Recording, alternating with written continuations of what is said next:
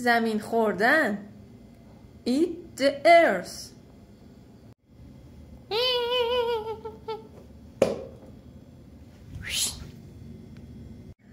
Or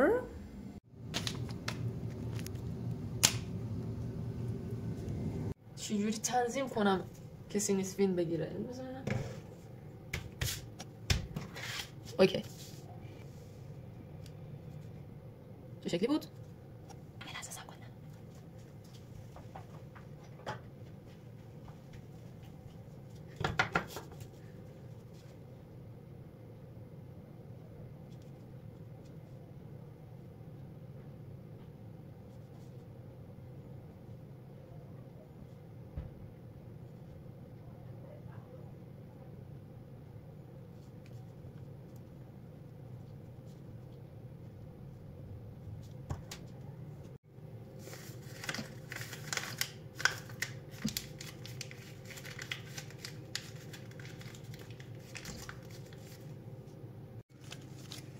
دیگه به خاطر تولید محتواست دیگه. اینو زمینو بخوری. میشه روزا قیچیش کنم. یه دور دیگه تنظیم بکنیم.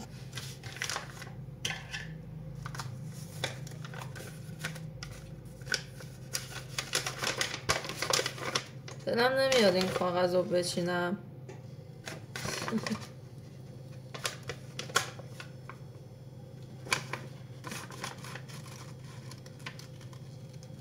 میدارم که زمین رو درست کشیده باشه. حالا زمین این شکلی نکشیده بودم، اون شکلی کشیده بودم. اینم کار خودم هم.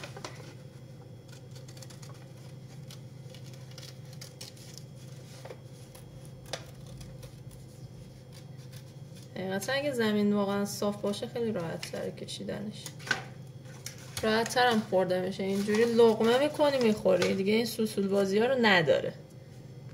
خودت قبول کن. اور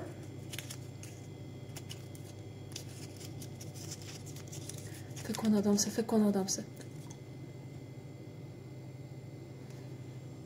انگلیسی یاد گرفتن واسه ما ایرانی ها خیلی سخته.